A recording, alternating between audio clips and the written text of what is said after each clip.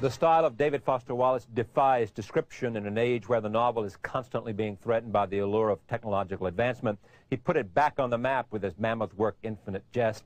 When he is not writing novels of extraordinary length, he is out chronicling America for publications like Harper's, Esquire, and Premier.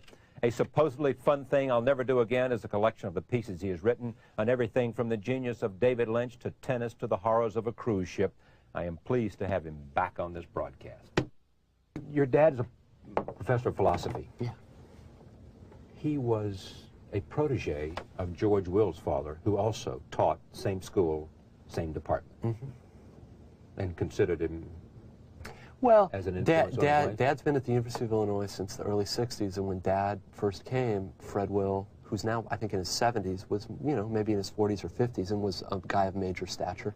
And he was nice to Dad. And I think most junior academics, this is what happens, is, you know, you find older people in the department whose intellectual approach is congenial to you and who are nice to you, and you kind of become friends with them. I was a philosophy major in college, but my areas of interest were mathematical logic and semantics and stuff, which my dad thinks is kind of gibberish. So it's very weird. In a certain way, I'm following in Dad's footsteps, but I'm also doing the required, you know, thumbing the nose at the father thing.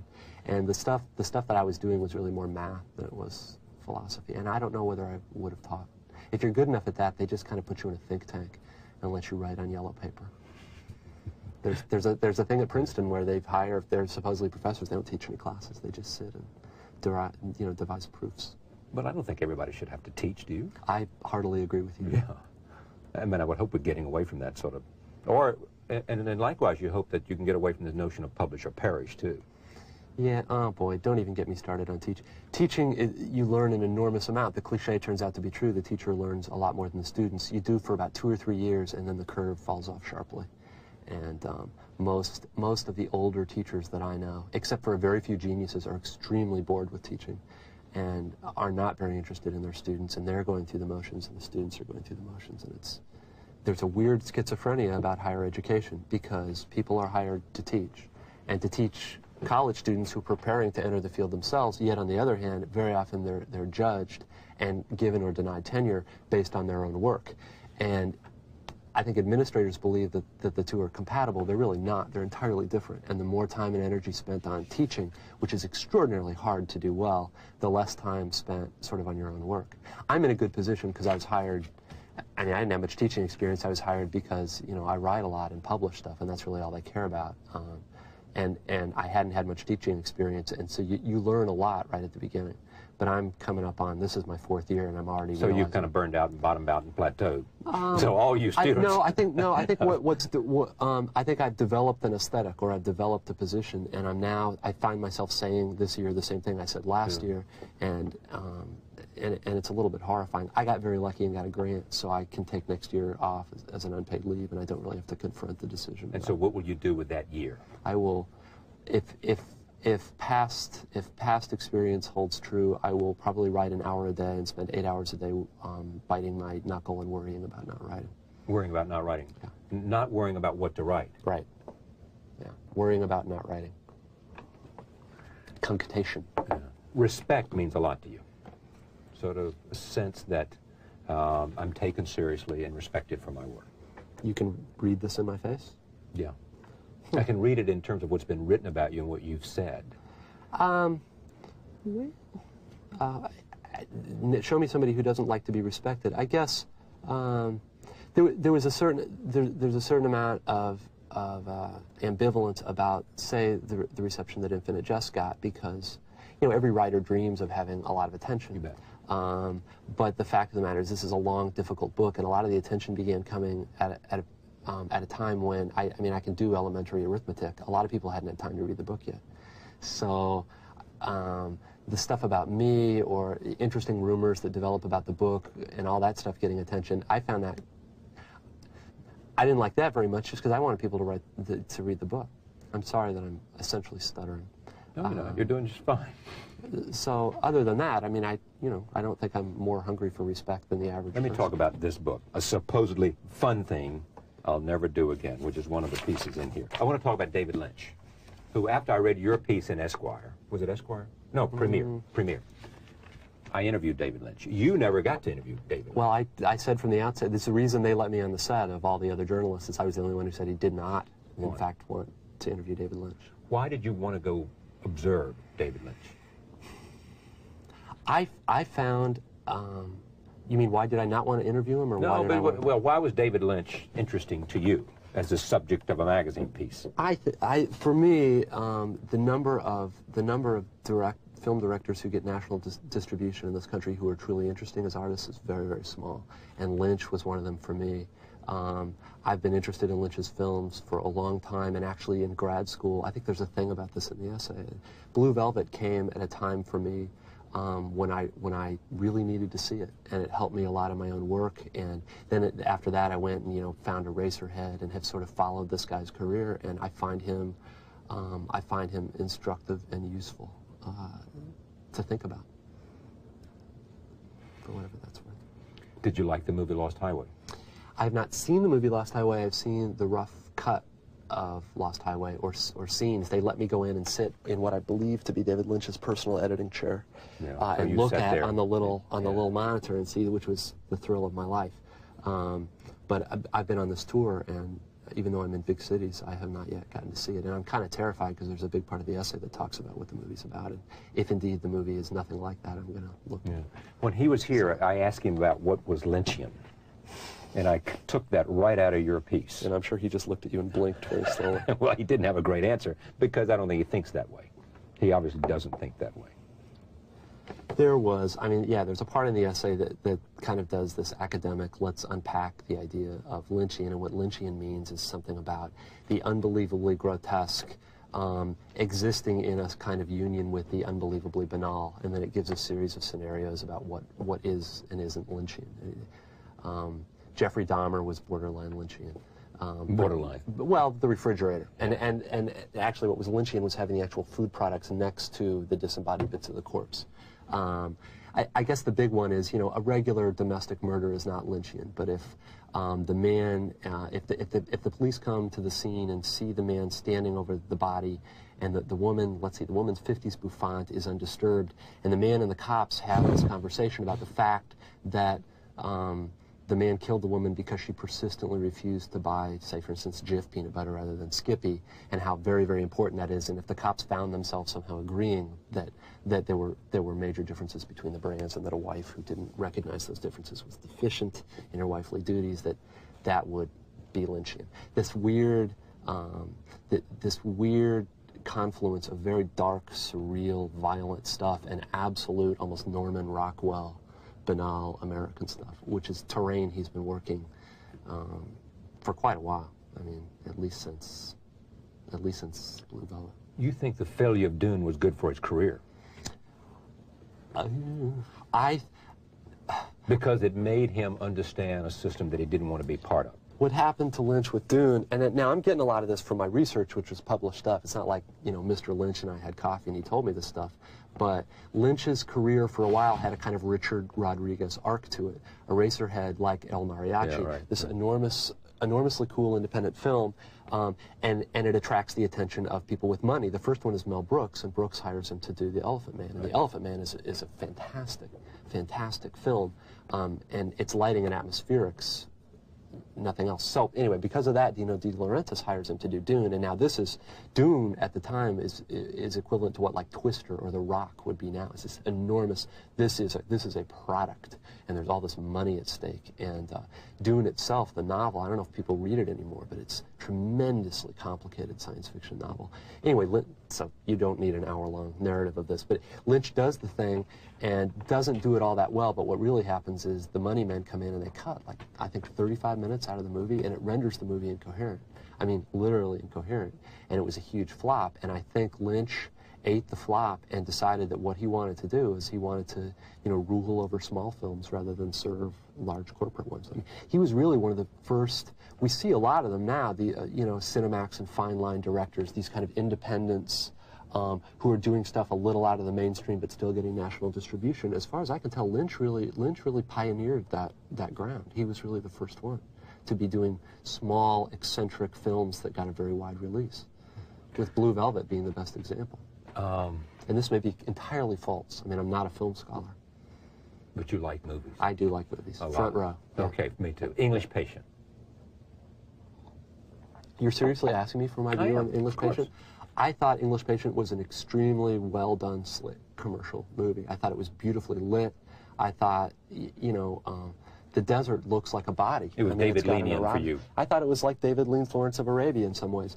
I felt the story was somewhat predictable, and some of the sentimental stuff at the end seemed to me like stuff I'd seen 250 times before. But in all fairness and in all respect to Michael Ondaatje, I felt the same way about the book, which I actually really like Ondaatje's poetry. He's got a book called A Few Tricks I Can Do with a Knife that's really good. I didn't think The English Patient was his best book. But it's a good book. And it's an outstanding book. Yeah, and the film is interesting in that it's not the book. That is and he difficult to argue with. Well, no, but it's not. I don't mean to make a simple point, but it is a perfect example where somebody makes a film that's every bit as good as the book. It's a by neat not doing the book. A Godfather thing. Yeah, a Godfather thing. Yeah. Yeah. Absolutely. How about Shine? I'm going to go down 3. David. A lot of this is going to get cut out, right? Perhaps, but I'll make the decision as to what's cut out. It's funny.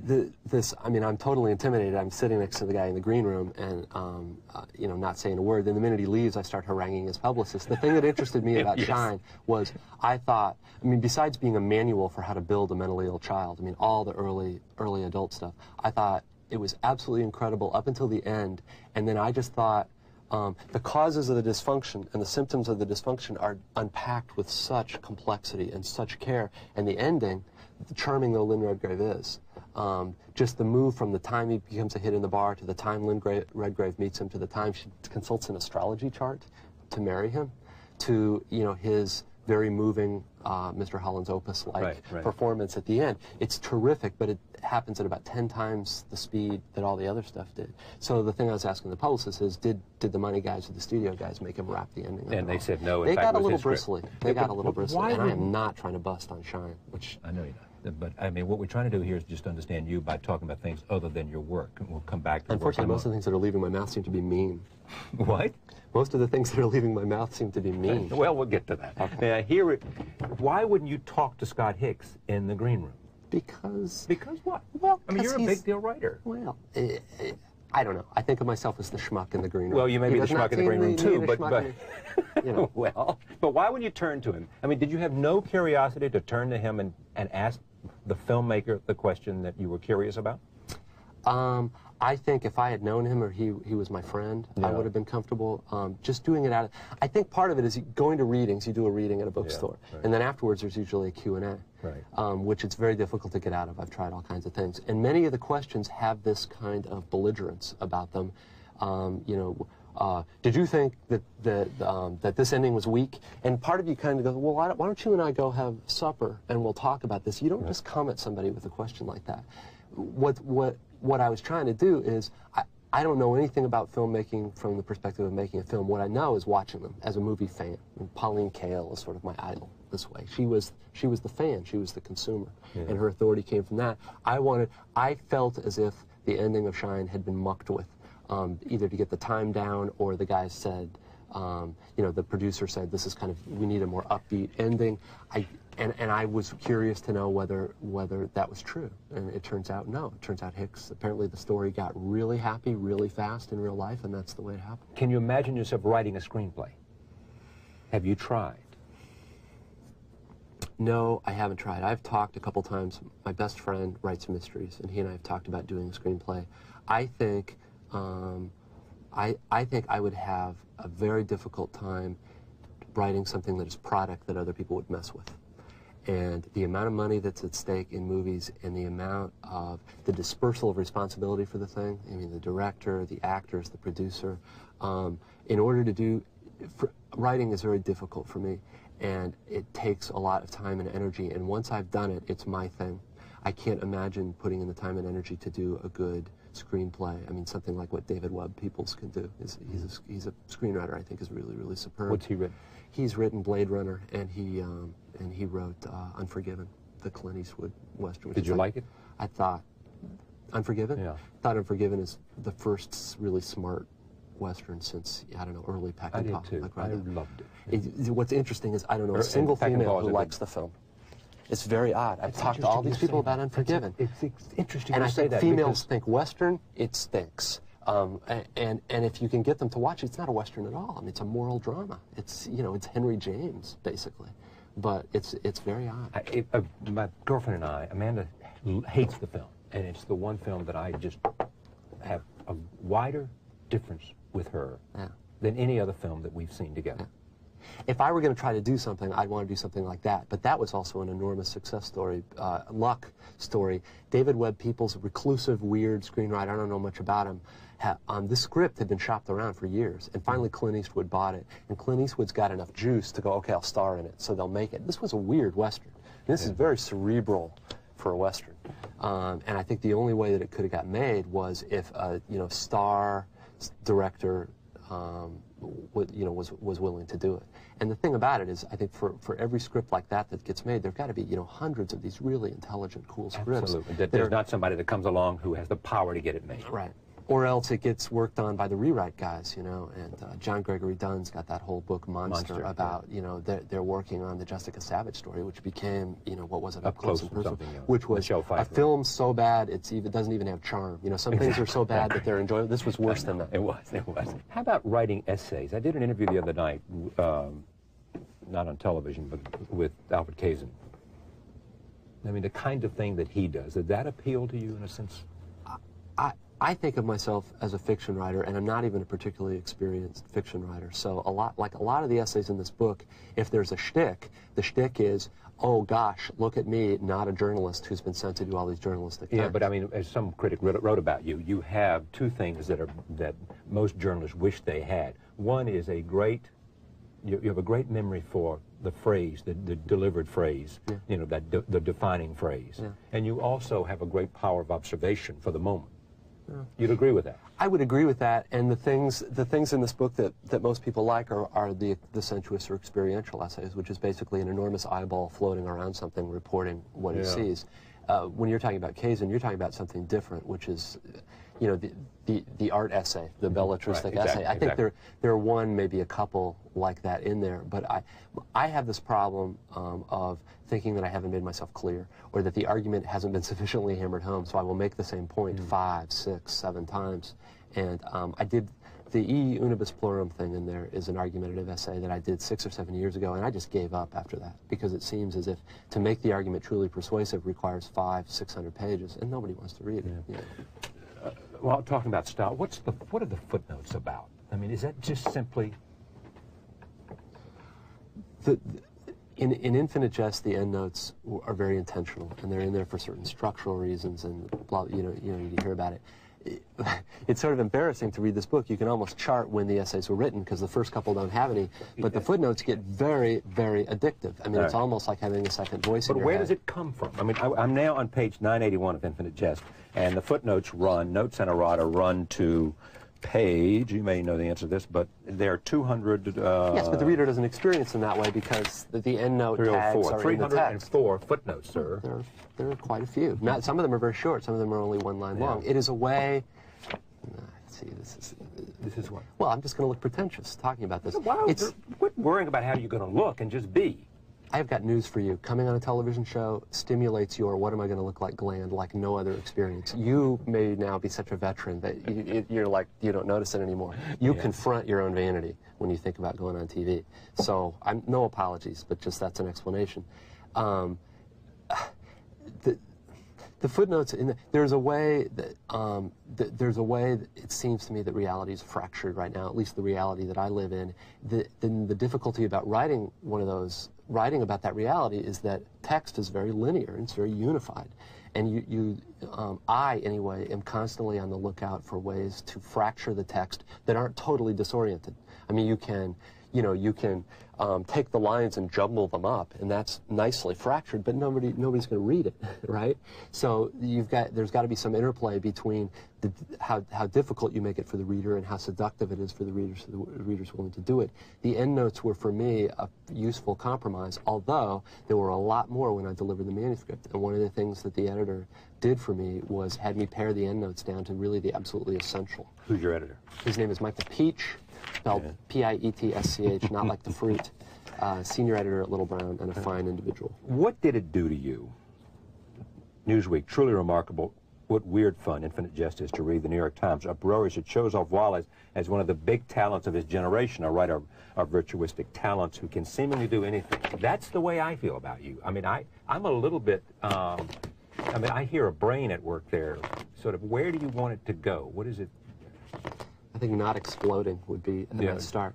That kind of stuff, I dissociate very well, and it's a useful talent. Writing for publication is a very weird thing because part of you is a nerd, and you want to sit in libraries, you don't want to be bothered, and you're very shy, and another part of you is the worst ham of all time. Look at me, look at me, look at me, and you have fantasies about writing something that makes everybody drop to one knee. You know, like Al Jolson or something. Of course, you never get it as much as that part wants, but to get a little bit of it is very, very strange, because very often for me, I didn't read a whole lot of the reviews, but a lot of the positive ones seemed to me to misunderstand the book. I wanted it to be extraordinarily sad and not particularly postmodern or jumbled up or fractured, and most of the people, the reviewers who really liked it seemed to like it because it was funny, or it was erudite, or it was interestingly fractured. So, what does postmodern mean in literature? No. It's the after-modernism. Okay. What it means. It's a very useful catch-all term because you say it and we all nod soberly as if we know what we're talking about. And in fact, we don't. There are certain, when I mean postmodern, I'm talking about maybe the black humorists who came along in the 1960s, the post-Nabokovians. I'm talking about Pynchon and Barthélemy and Barth. DeLillo in the early 70s, Coover, and I'm sure I'm leaving out a lot. Let me see. But that's the camp you put yourself in. I think without comparison, I think that's the camp that interested me when I was a student. The problem is I think postmodernism has, to a large extent, run its course. The biggest thing for me that was interesting about postmodernism is that it was the first text that was highly self-conscious. Self-conscious of itself as text, self-conscious of the writer as persona, self-conscious about the effects that narrative had on readers, and the fact that the readers probably knew that. It was the first generation of writers who'd actually read a lot of criticism, and there was a certain schizophrenia about it.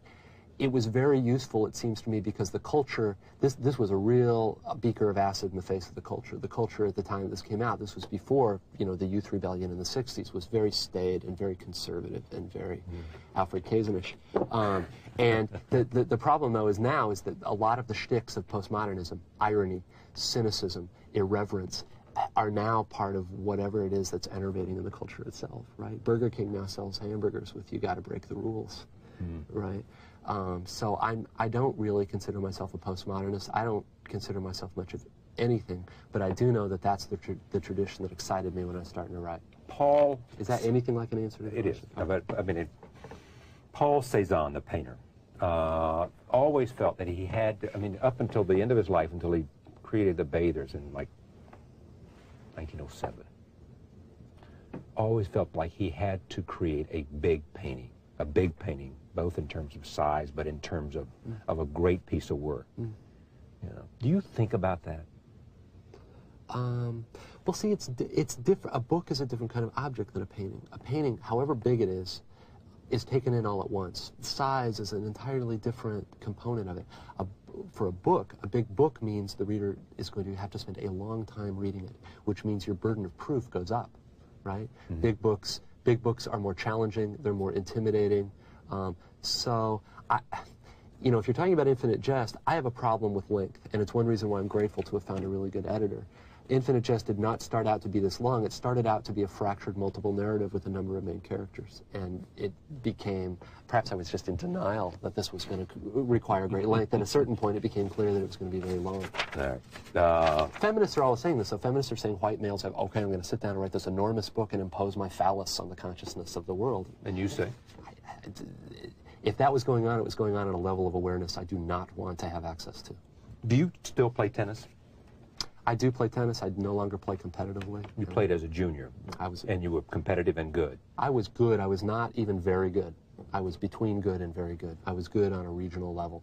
And one of the things about writing the piece about Michael Joyce, who was 100th in the world and junior champion, is I really had to realize that there were a lot of levels beyond the level that I was on.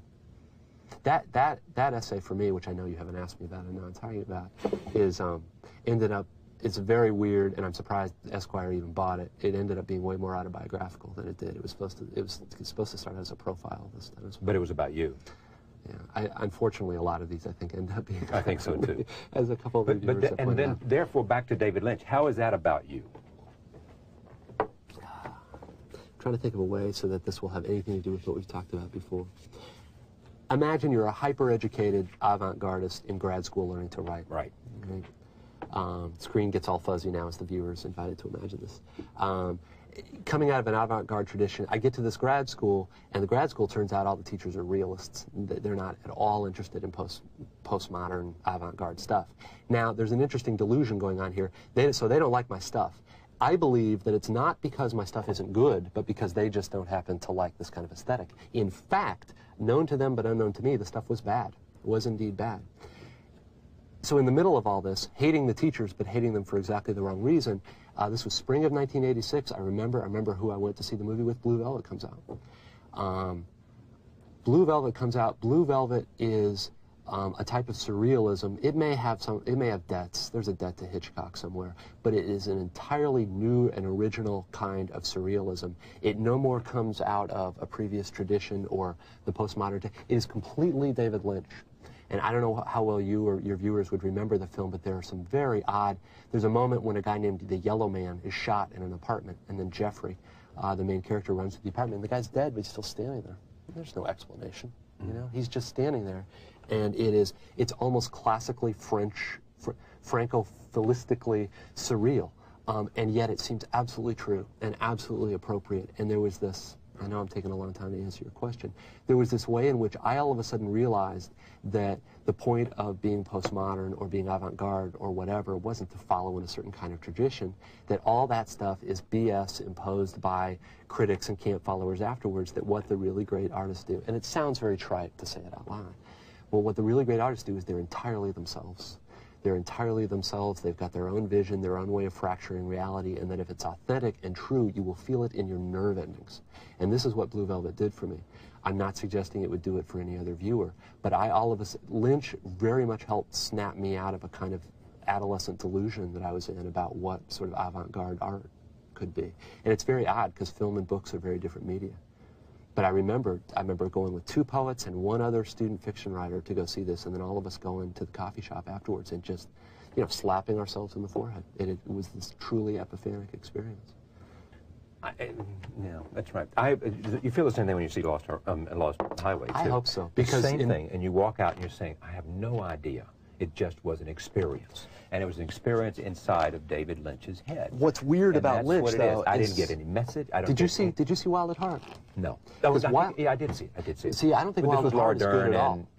Yeah. Laura Dern and Nicolas Cage, and there are great performances.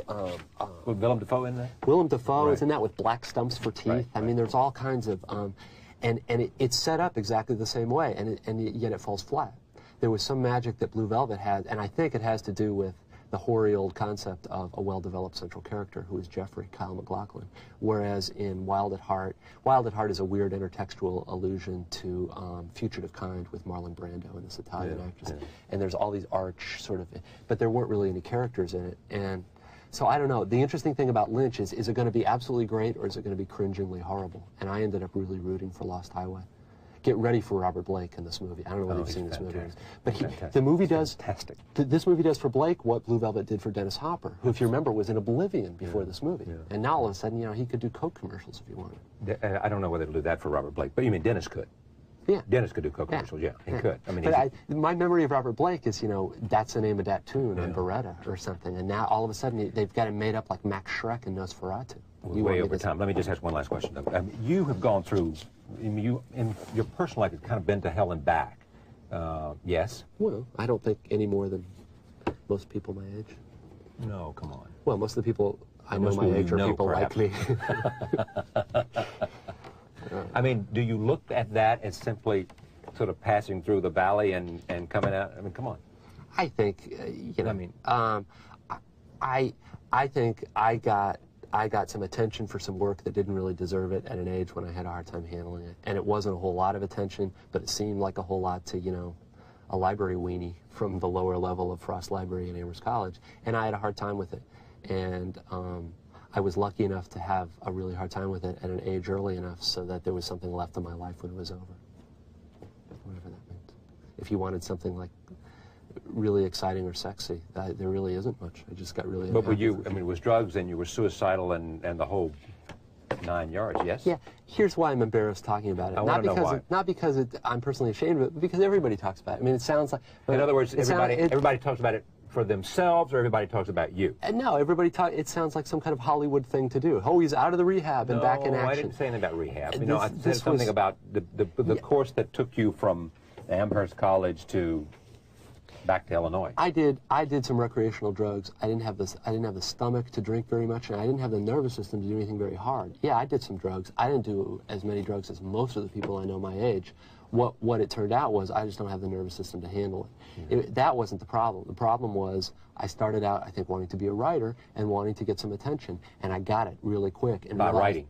And realized it didn't make me happy at all, in which case, why am I writing? You know, what's the purpose of this? And I don't think it's substantively different from the sort of thing, you know, somebody who wants to be a really successful cost accountant, right, and be a partner of his accounting firm and achieves that at 50 and goes into something like a depression. The brass ring I've been chasing does not make everything okay. So that's why I'm embarrassed to talk about it. It's just not particularly interesting. It's what it is very, very average. Do you see yourself chasing a brass ring now? This is what's very interesting is there's part of me that wants to get attention and respect. It doesn't really make very much difference to me because I learned in my 20s that it just doesn't change anything, and that whatever you get paid attention for is never the stuff that you think is important about yourself anyway. So a lot of my problems right now is I don't really have a brass ring, and I'm kind of open to suggestions about what one chases. That there are real abstract ideas about, you know, what art can be and the redemptive quality of art, and, you know, kindness to animals, and, you know, all the cliches that we can invoke. But it's, the people who most interest me now are people who are older and who have sort of been through a midlife crisis. They tend to get weird because the normal incentives for getting out of bed don't tend to apply anymore. I have not found any satisfactory new ones, but I'm also not getting ready to, you know, jump off a building or anything. Well, that's good news. David Foster Wallace, a supposedly fun thing I'll never do again. Essays and arguments by the author of Infinite Jest. Thank you. Thank you. Thank you for joining us. We'll see you next time.